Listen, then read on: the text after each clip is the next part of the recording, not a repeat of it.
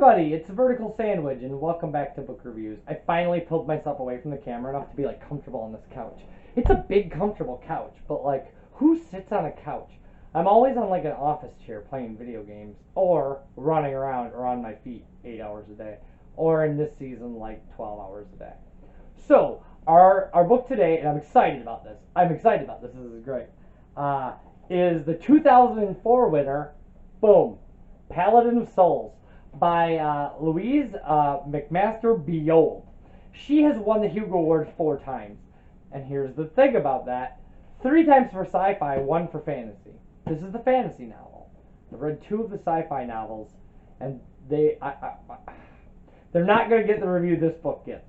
But she's famous for being a sci-fi author. It was very hard for her to break into fantasy. This, I think, was her 3rd fantasy novel. And it's actually a sequel to a book, and I didn't know that till I was done. Like, I looked it up and was like, oh, there was a book before this one, which is great, which is fantastic. And what she did was she took a class on medieval Spain and went, this sounds amazing, I bet you I could put a fantasy novel there, and she just did that. And so it's not your typical fantasy novel. It doesn't have, like, dragons or dwarves or fairies or elves or anything in it. What it has is a medieval world where demons are real, and there's a religion of 5 gods, and the 5 gods are real. Like, people have had miracle kind of experiences with them. They know that they're real. So, and people who are possessed by demons can, if they can manage to control them, become sorcerers. There, that's what you've got. That's all the fantasy elements in an otherwise medieval world portrayed, and it's good. It's super good. And so here's the thing. Like, I'm gonna just read the back thing, and then I have a selection picked out, and then I'm gonna rant and rave about how good this book is and how much you should read it. And you should probably read the book before this if you want. I don't remember what it is called. But let's see what we got. Oh, we're gonna read the inside cover. 3 years have passed since the widow dowager Reina Ista found release from the curse of madness that kept her imprisoned in her family's castle of Valenda. Her newfound freedom is costly, bittersweet with memories, regrets, and guilty secrets, for she knows the truth of what brought her land to the brink of destruction, and now the road, escape, beckons. A simple pilgrimage, perhaps, quite fitting for the dowager Reina of all Chalion. That's the name of the previous book, Chalion, I believe. Yet something else is free too, something beyond deadly. To the north lies the vital border fortress of Porifors. Memories linger there as well, of wars and invasions and the mighty golden general of Jacona. And something watches from across that border, humans, demons, gods. Ista thinks her little party of pilgrims wanders at will, but whose? When Ista's retinue is unexpectedly set upon not long into its travels, a mysterious ally appears, a warrior nobleman who fights like a berserker. The temporary safety of her enigmatic champion's castle cannot ease Ista's mounting dread, however, when she finds his dark secrets are entangled with hers in a net of the god's own weaving. In her dreams, the threads are already drawing her to unforeseen chances, fateful meetings, fearsome choices. What the inscrutable gods commanded of her in the past brought her land to the brink of devastation. Now, once again, they have chosen Ista as their instrument, and again, for good or for ill, she must comply. That's the best part of this novel, is that this novel is a sequel to a book where the gods made her do stuff, and she failed miserably, and it wrecked her.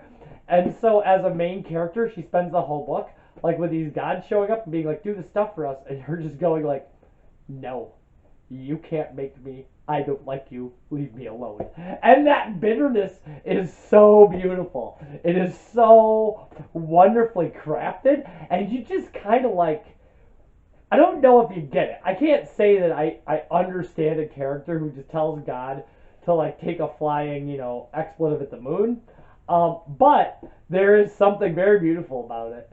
And kind of her struggles with that, where she just goes like, they can't make me, and then stuff happens, and she's just like, but they can certainly try hard, how am I going to get out of this?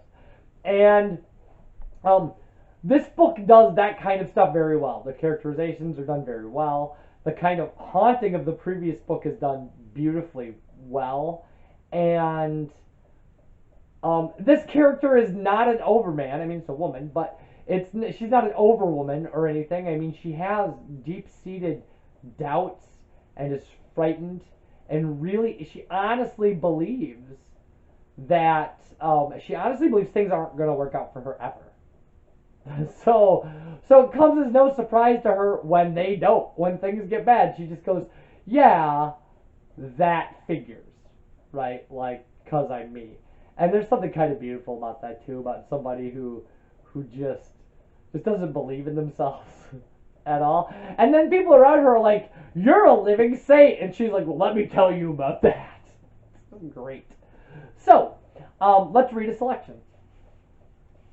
Ista felt it first as a wave of emotion, hot, confused menace, pain and desperation, a terrible shortness of breath. A moment later, her horse planted all 4 feet and came to an abrupt, trembling halt. Its head came up sharply and it snorted. From the shadows of the trees, the bear charged. Its head was lowered. Its great shoulder crest stood up. Its bronze fur rippled like water in the slanting afternoon light. It moved incredibly fast for such a bulky, low-slung creature, and its snarl split the air like a saw. Every horse and mule in the party tried to wheel and bolt. The young guard ahead of Ista, Pejar, swung left as his panicked mount shied right, and they parted company. Ista didn't see him hit the ground, for her own horse reared then, squealing. Too late, she tried to shorten her reins, grab mane. Her saddle pommel hit her hard in the stomach. Her saddle jerked away from under her, and then the ground came up in a whirl, knocking her wind half out. Dizzied, she rolled to her feet, missing her lunge for a flapping rein. Horses were galloping away in all directions, their furious riders sawing at their reins in an effort to regain control. Pejar's horse, its saddle empty, was far down the track already, Ista's horse bucking and kicking in its wake. The young man, flat on the ground, was staring up in terror as the drooling bear loomed over him. Was the animal mad to so attack?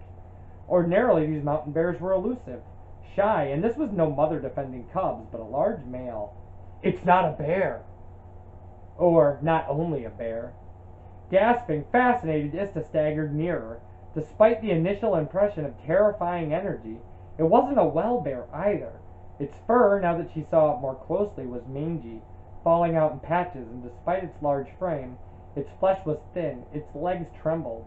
It stared up at Ista as if as fascinated by her as she was by it. It seemed to her as though its essential bareness was almost eaten away from the inside out. The eyes that stared back at her had a red intelligence that owed nothing to any animal mind. It has caught a demon, and the demon has nearly devoured it. And now the rider seeks another mount.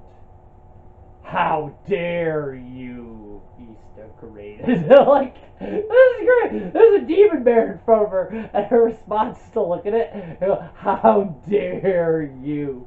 Okay. Not even a humble bear deserved this. "You don't belong here, demon. Go back to your accursed master." Their gazes locked. She stepped closer. The bear stepped back from the white-faced boy.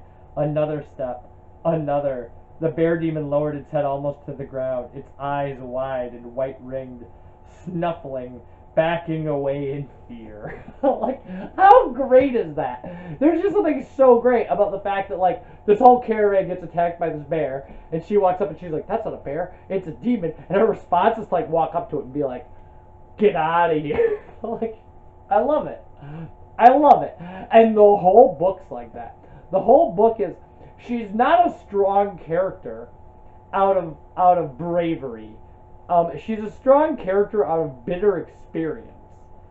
And I guess you have to be able to appreciate that, right? If what you want is somebody who perseveres through their own kind of upbeat wonderfulness, well, then I suggest you read Voltaire's Candide, because that'll teach you a lesson about how the world really works. No, don't read Voltaire's Candide. Anyway, but, you know, if you want something like that, you can find it. All the magazine science fiction I've been trashing is all about that. It's about characters who are nice and who are you know. But this is like fantasy Ender's Game, right? Like, where the character is just like, stuff happens, they're like, why did you make me do that? Like, so good. And if that's the thing you're into, this is a must read. I was shocked at how much I couldn't put this down, how much I loved it. And the thing about it was, and I don't normally like this author's work very much.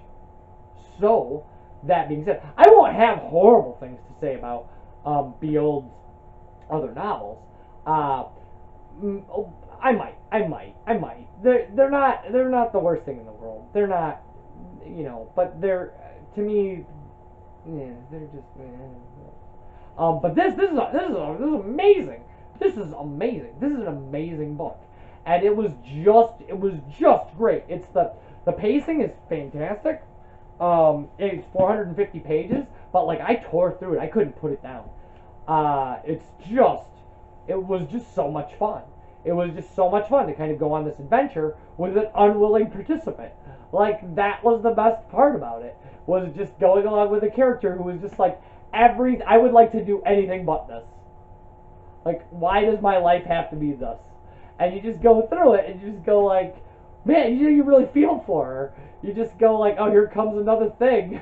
Like, and it's beautiful that way. It really is. It's gorgeous watching a reluctant hero work their way through a story, and getting themselves into a situation where they know they can't win, and that's readily apparent very early in the story. Like when you figure out exactly the situation she's going to be thrown in, kind of by these gods, you just go like, oh, she can't. There's no clever solution. And if this were a bad book, it would have worked out. Some miracle would have made it work out. But like this book doesn't do that. It puts you in a situation and goes, she can't win. She's going to have to make a horrible choice, and then she does. And you go like, oh, right, because that's what happens. And that's beautiful. It's beautiful. There's a beautiful thing about taking your characters and imperiling them, knowing that, you know, stuff, like that things, and not in the way that like characters are getting thrown to the wolves just so you can have character development for other characters, and you're like, well, I never really knew those characters. The characters who suffer in this book you know well, and you kind of feel their pain, and you root for them, and it's great. It's just everything a good book should be. It really is. This is a good fantasy novel, and which is interesting. It's just interesting that a science fiction writer wrote a great fantasy novel in their third try, and I think at one of their fantasy novels, their publisher said, I will only let you write this if you'll write me more sci-fi books. So, I mean, that's how pressured she was to stay away from the genre. And, like, this deserves its Hugo Award. It's such a good book. So, like, yeah, you should read Paladin of Souls, which is available wherever fine books are sold, I think. But, again, you can just order things off of places and websites and stuff. So, yeah, Paladin of Souls, Louise McMaster Bujold. I clearly had to look up the pronunciation of the last name. It is Bujold. So, yeah, you should definitely check this out. Like, we will talk about our other stuff later, because all the other three are all part of the same series. And I've only got 2 of them, and I'd like to do them all, like, in order. So, yes, Paladin of Souls. Do it. Just do it. It's great. It's a good book. I'll see you next time. Bye, everybody.